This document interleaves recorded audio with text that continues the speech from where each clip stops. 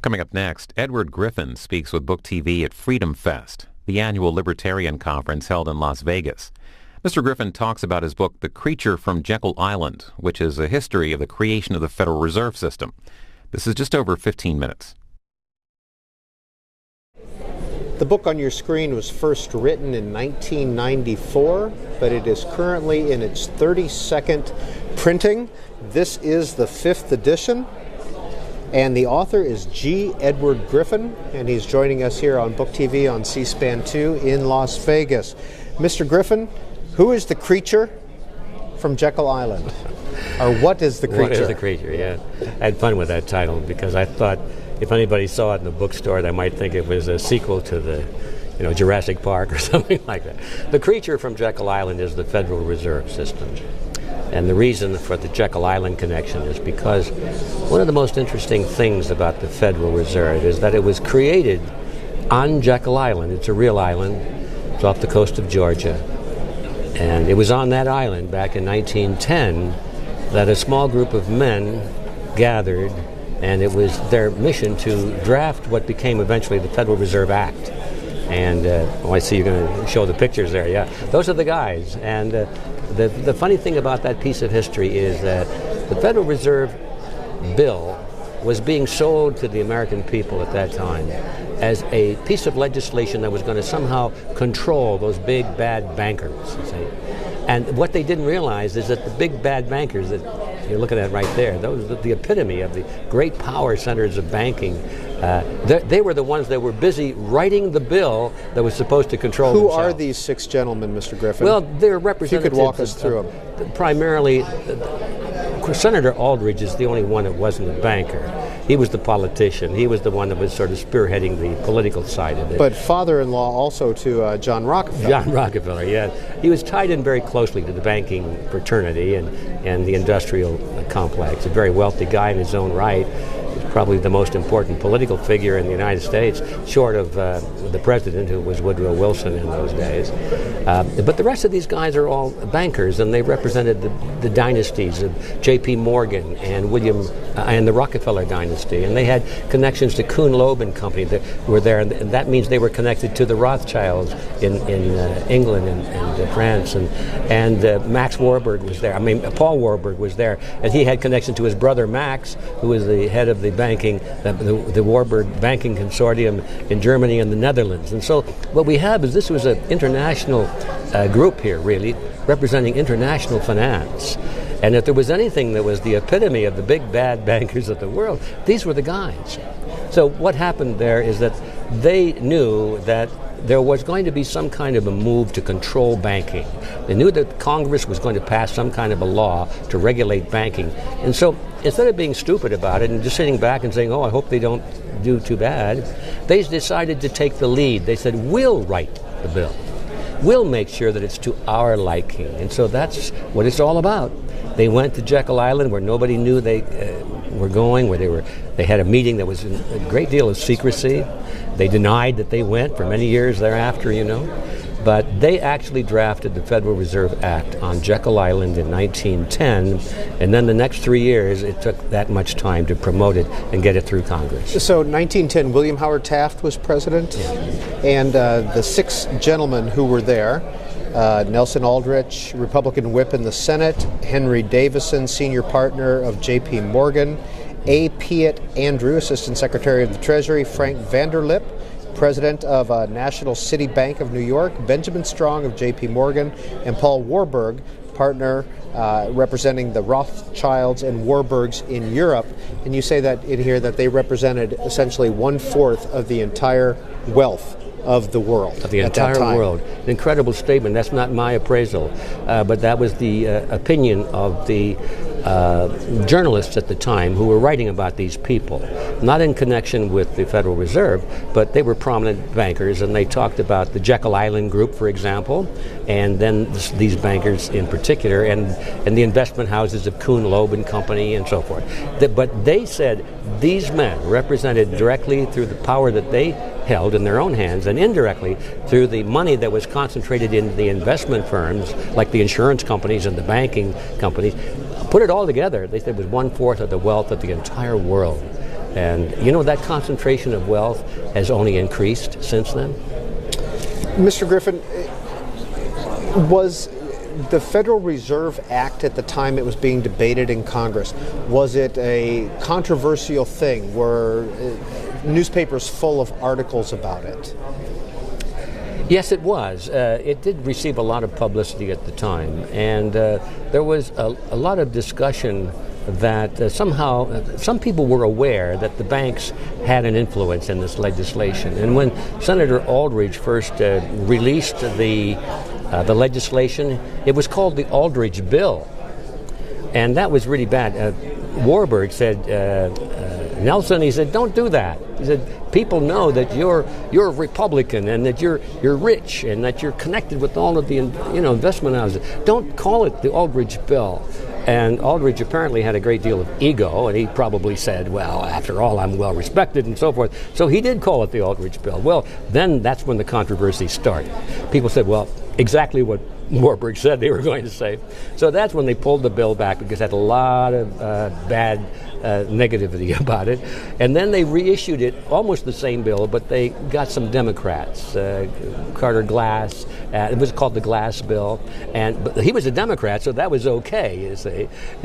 People still, even in those days, had the idea that somehow Democrats were hardworking people, blue collar and dirt under their fingernails, like Ted Kennedy. But so it worked. The point is the ploy worked, and okay, now it was a bill being sponsored by the common man, and that's how they basically. So in your view, the bill, the Federal Reserve from the beginning was a ploy? Oh, absolutely, it was a ploy. It was a brilliant piece of strategy. These people were not stupid. They're great psychopoliticians, they're great strategists. And in fact, while the bill was being debated in Congress, some of these people went before the public. They gave speeches knowing it would be reported in the press, and they were interviewed by journalists, and they said, oh, this bill that they had written on the side, nobody knew it, but they said, this bill is not going to be good for business. It's bad for America. And they actually did that ploy. And knowing full well that the average guy would read that in the newspaper and say, these big bankers don't like the bill. Must be pretty good, These fellows were brilliant, and that's how they sold it. Well, you asked the question in your book, The Creature from Jekyll Island, what is the Federal Reserve, and what is your answer? Well, what it is, it's a cartel. It's not a government agency. It has the appearance of it being a government agency, and they went to great lengths to give it that facade. It does have the power of government because Congress voted to give the power of enforcement to it. But in its essence, underneath it, it's a cartel. It's nothing different than a banana cartel or an oil cartel or sugar cartel. It happens to be a banking cartel. They got together, they drew up the rules and regulations for their own industry, to self-regulate their own industry is what cartels do, and then they sent it to Congress, and they took off the label at the top that said banking cartel, and they erased that, and they said Federal Reserve Act. Congress passed it into law, and that's why we think it's a government agency, is because if you don't obey the rules that they set down for their own industry, you go to prison. And so it looks like a government agency. But basically the answer to your question is it's a banking cartel. When did you get interested in this topic? Oh, golly, I first became interested in this topic in the middle 1960s. I was producing some rather low-budget documentaries, and I thought, a good documentary would be on inflation. What's the cause of inflation? I wasn't too sure myself what it was, but I knew it had something to do with the manipulation of the money supply. So I started to do some research, and I never did produce the documentary, but that's when I got my interest into it. I had a box full of research, and then anyway, eventually I got the box back out and started to give some talks on it, and it just sort of grew. There was no great milestone along the way. That the more I learned about it, the more I realized that it was a very important topic to the future of our country. You write in The Creature from Jekyll Island that the FDIC is not insurance. What is it? Well, this is a hard thing to answer because you have the problem that when you over-insure something, or if you insure something to the point where there's no risk at all, then there's a tendency for the thing you're insuring against to happen. You know the old jokes about it. You've got the store that's losing money, and so you insure it for $1 million, and by golly, it burned down. You know, it just couldn't help it. It just, somebody left a match, I guess. Yeah, that's called moral hazard. And when, that's the name the insurance industry gives it. So when you have a government agency guaranteeing that banks cannot fail, and they're going to take taxpayer money, okay, and make the banks whole again, if they go belly up or if there's a run on the bank or something like that, you are encouraging banks to make risky investments and to make risky loans, because what have they got to lose? They know that they're not going to be allowed to suffer the consequences of their own acts. And secondly, the FDIC isn't really insurance. It doesn't really rate the banks. In other words, the more risky banks don't pay a higher premium than the more conservative banks. They all pay the same rate. So this is another form of moral hazard. Those who are conservative and are doing the best for their stockholders and their investors are making less money, and the reckless banks are out there making reckless loans and everything and making more money. And so the conservative banks say, well, I guess we better be reckless too. And so the whole industry tends to go that way. And that, by the way, is a shorthand way of explaining what's happened to our banking industry in the last, next year the Federal Reserve will be 100 years old. So this has been going on for 100 years. So, Mr. Griffin, what should be done in your view with the Fed? There's only one thing to be done with the Fed. If you remember what it really is, it's a cartel. A cartel that has the monopoly power of our nation's money. The Fed needs to be abolished. There's no other way around it. You cannot take the power to create money out of nothing and give it to men and expect that power not to corrupt those men. I don't care whether they're bankers or politicians. You give that power to anybody, eventually they will be corrupted by it. The Federal Reserve System is a cartel, and I think America needs to abolish it before it abolishes America. Is that politically possible? It's not politically possible now because the average person doesn't understand it, and so they wouldn't support a move. But it's becoming more possible with the passage of every month, and certainly every year, as more and more people are waking up to the fact that our banking industry is based upon fraud, and that these bailouts and all these stimulus programs that are being done with this newly created money, this is not helping the people, it's plundering the people. As more and more people come to that awareness, then it becomes more and more politically possible. Right now, I don't think it is, but when I wrote this book some years ago, there was practically zero interest in the topic. And now we've got demonstrations and end the Fed movements and investigating the Fed, audit the Fed movements, and the movement to abolish the Fed is actually growing. I see that on college campuses.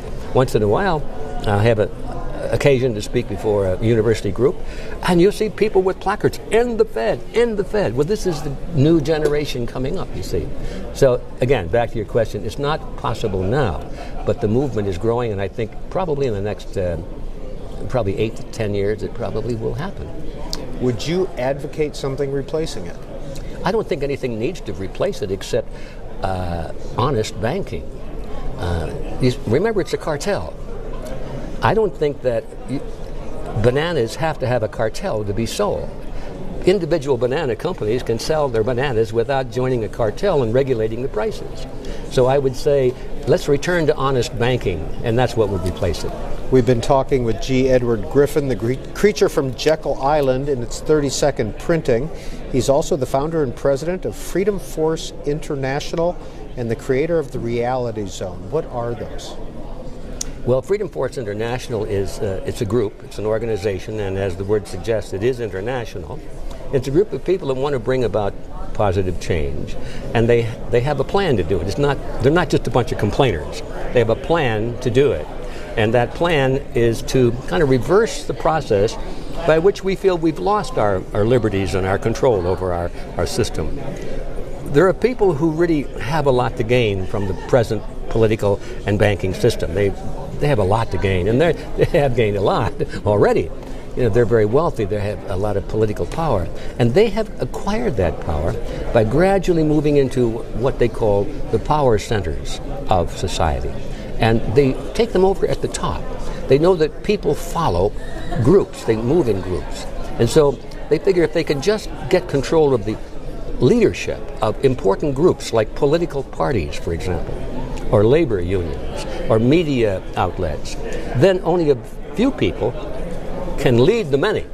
That's how we've lost our control of the system, because these power centers have been in the hands of people who want the system to look exactly like what it does look like today. So our plan is to reverse that process. We are bringing people together into a network and helping each other to move back into those power centers and reclaim authority and influence in those power centers. That's Freedom Force International. And what's Reality Zone? And Reality Zone is our commercial site where we sell things. We sell books and recordings and video documentaries, and we sort of explain why it is we're doing this and what we hope to achieve. And realityzone.com is the website. 32 printings, 5 editions of The Creature of Jekyll Island. How many of these books have you sold? I think it's approaching about 500,000 now. Very close to it. G. Edward Griffin has been our guest on Book TV on C-SPAN 2. Well, coming